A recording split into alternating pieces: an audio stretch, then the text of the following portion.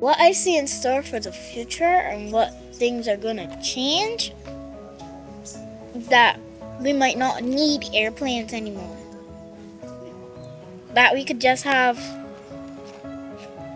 a car that runs on the sunlight, and if you get it enough charge, it can go wherever you want and ride on water. Some cars may go in the air. All everybody wants to talk about is the obvious questions, right? So when it boils down to the most basic of it, is my electricity going to cost me less or is it going to cost me more? On this episode of Lights Up, we look at Barbados Light and Power's plans for the future provision of energy to Barbados on this exciting road to 100% renewables. Stay tuned.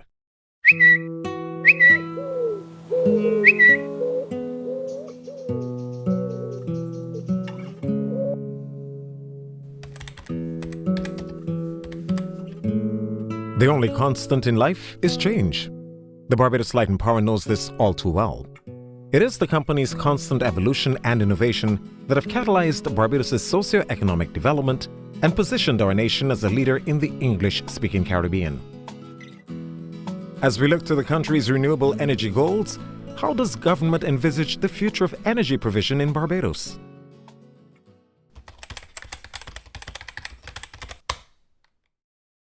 Some key initiatives or considerations for us as we plan at Light and Power for the island's electricity future involve taking into consideration the fact that we have an obligation to serve our customers. And by an obligation to serve, that is actually a requirement in law that once a customer comes into Light and Power requesting a service and they have all of the approvals, whether it be town planning or government electrical, for that service and can meet the requirements of the estimate that we give them, then we are obligated in law to provide that supply. We can't turn someone down that comes into the office for electricity supply.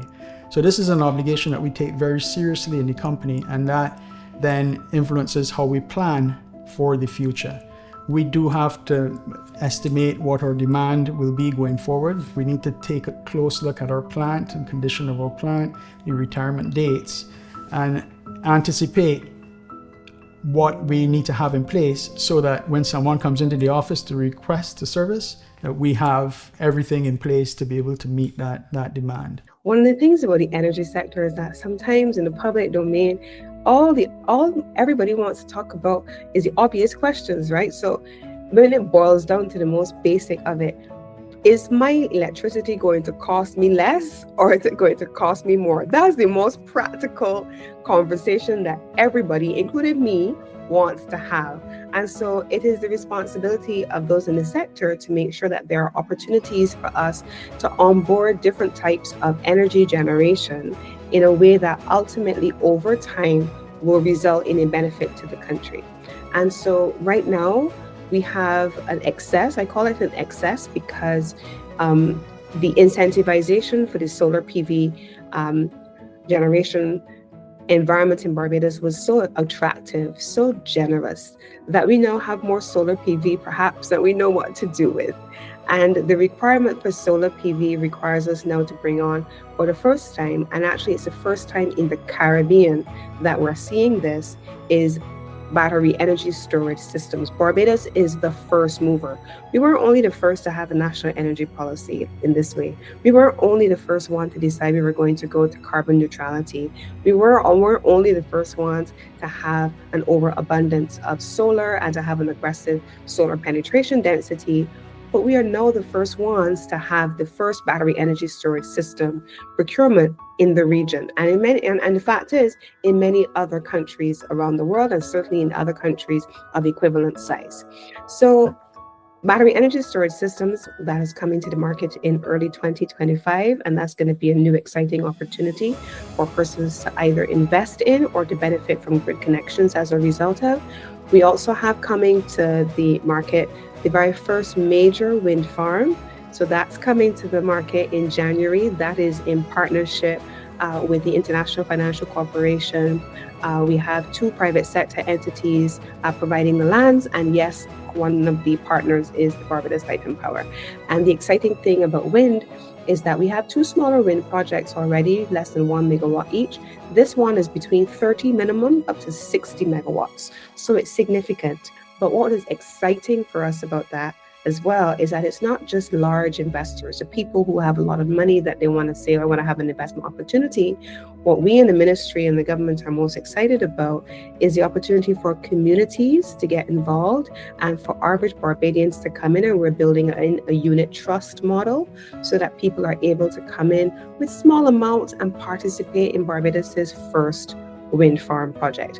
In the region, Jamaica has done this already, and we have taken a team, including the Light and Power and the community, to Jamaica to see the farm there, and we are very much looking forward to being able to launch that here. Also in 2025, we will have our first hydrogen project. So we got 3 new exciting firsts in Barbados coming just up ahead. And then of course, we have a lot of the other work, which perhaps is not quite as sexy, not as quite as exciting that people, will be able to see, but it is the enabling body of work that is able to allow for us to make, I guess you can call it, make the magic happen. A key consideration going forward is ensuring that we anticipate the needs of the country and the needs of our customers, and put things in place to ensure that we are finding that right balance between affordability, sustainability, and reliability. It's about continuously investing in the training and development of the people, because unless that is done, we won't achieve any of the goals that we've set for ourselves, and we won't get the benefits from the technology advancements that are occurring.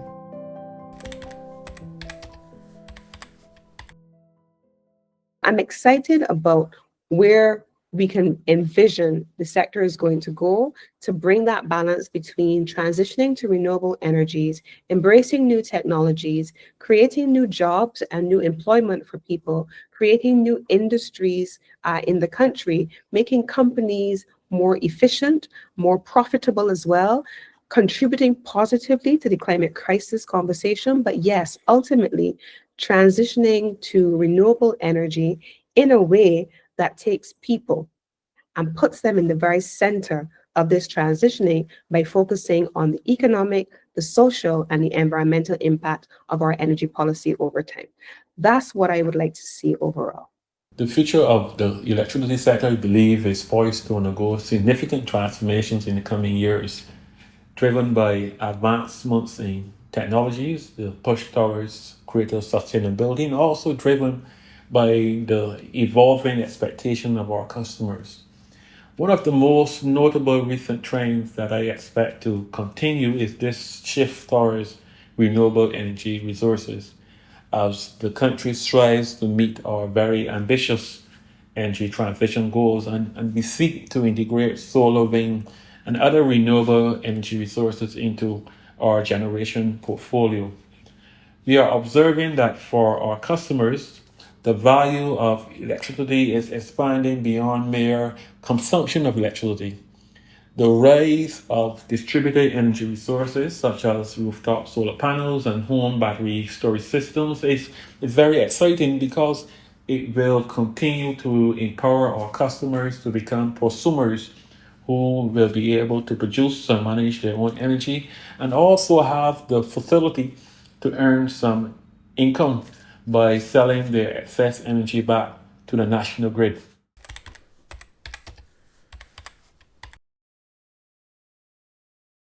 So what I like about electricity is that it's very futuristic, and I think it will get stronger in the future, so I'm waiting for that to happen. In the future, I would think robots will be taking over. My favorite thing about electricity is that it lets me go on my device every day and play my favorite game. What I like about electricity is that I can play the games I like, I can watch things I like on YouTube, and I can play my favorite game, Terraria. My favorite thing about electricity is that I get to watch TV, go on my devices, and all of that. I love electricity. Thank you for joining us on this journey of Lights Up, where we reminisced about the early introduction of electricity and how it transformed Barbados, the people behind the power, storms and resilience, and our innovations in renewable energy on the exciting road to 100% renewables. Lights up!